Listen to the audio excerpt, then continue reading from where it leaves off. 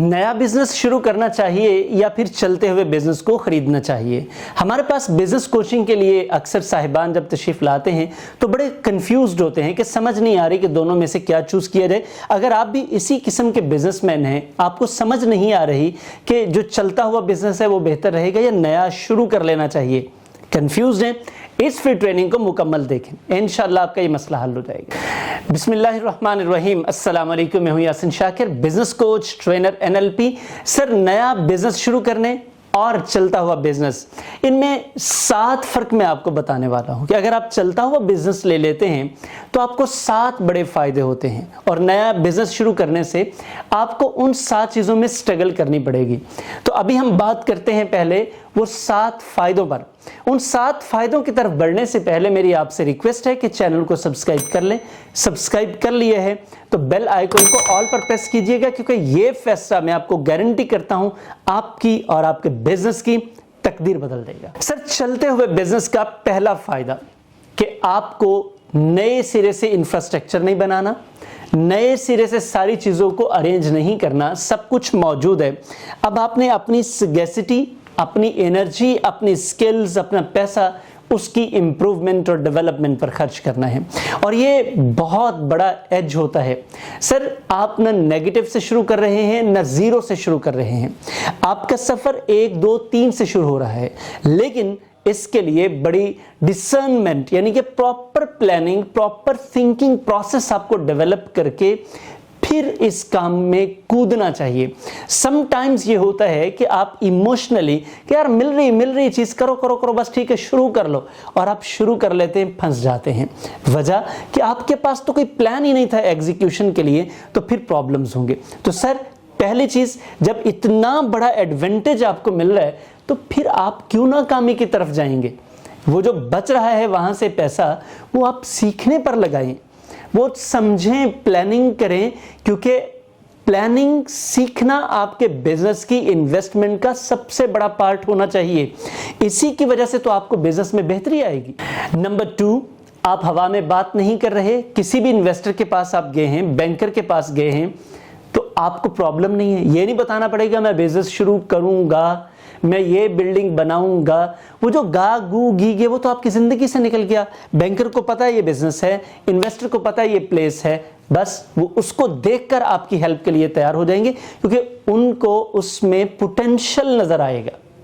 तो आपको फाइनेंसिंग में प्रॉब्लम नहीं आएगी। दूसरी, नंबर 3, अगर आप इसको प्रॉपरली कर लेते हैं, यानी कि आप चलते हुए बिजनेस को समझ लेते हैं, प्लानिंग कर लेते हैं, प्रॉपर एग्जीक्यूशन के लिए आपके पास टीम है या आप अकेले भी काम करेंगे, तो आपके पास प्रॉपर रोड मैप है कि आप करेंगे क्या, तो नाकामी के चांसेस बहुत कम हो जाते हैं, रिस्क लेवल बहुत कम हो जाता है। नंबर 4, हर शख्स के ताल्लुकात होते हैं, आपके बहन भाइयों में, रिश्तेदारों में, दोस्तों में, आपके आसपास कलीग्स में।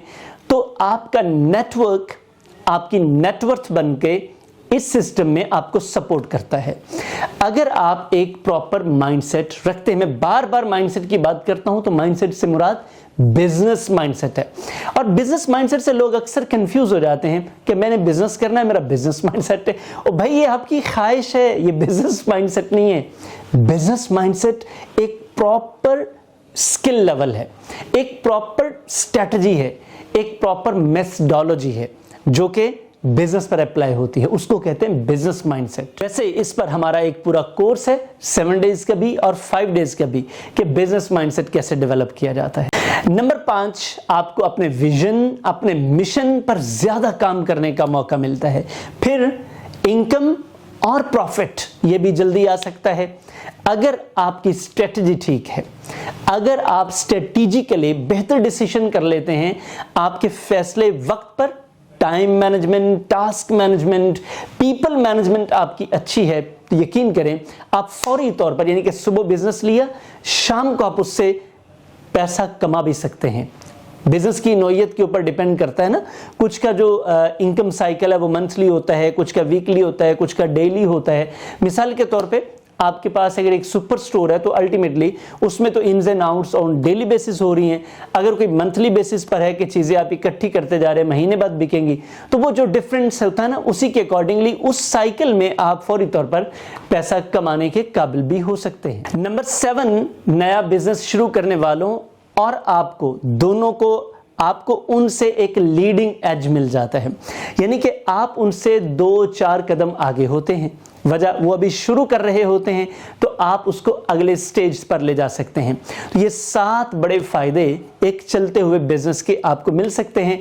अगर तो आप कोई चलता हुआ बिजनेस खरीदना चाह रहे हैं, आपको समझ नहीं आ रही, ये चीज़ें आपको हेल्प आउट करेंगी, तो आपको ले लेना चाहिए। उसको चलाना कैसे, अगर आप ऐसा कुछ सीखना चाहते हैं, बिजनेस माइंडसेट डेवलप करना चाहते हैं, प्लानिंग करना चाहते हैं, सेल्स टीम डेवलप करना चाहते हैं, अपनी प्रॉपर टीम डेवलप करना चाहते हैं, पार्टनरशिप्स करना चाहते हैं, ये सारी चीज़ें अगर आप मार्केटिंग और ब्रांडिंग तक की चीज़ें सीखना चाहते हैं तो इसके लिए आप हमसे राब्ता भी कर सकते हैं। यकीनन ये फ्री ट्रेनिंग भी आपको बड़ा फ़ायदा दिया है, इसी तरह पेड ट्रेनिंग में आपको इससे ज़्यादा फ़ायदा होगा। मेरा यकीन है कि आज की इस फ्री ट्रेनिंग से आपने बहुत कुछ सीखा और अब आपने फैसला कर लिया होगा कि मैं या तो नया बिजनेस शुरू करूँगा या फिर मैं चलता हुआ बिजनेस खरीदूंगा। जो भी आपका फैसला है कमेंट बॉक्स में बताइएगा, और चैनल को सब्सक्राइब कर लिया है तो आपका बहुत शुक्रिया। मैं आपको यकीन दिलाता हूं ये फैसला आपकी और आपके बिजनेस की तकदीर बदल देगा। पसंद आई है ये फ्री ट्रेनिंग तो इसे लाइक करके शेयर जरूर कीजिएगा। Thank you very much.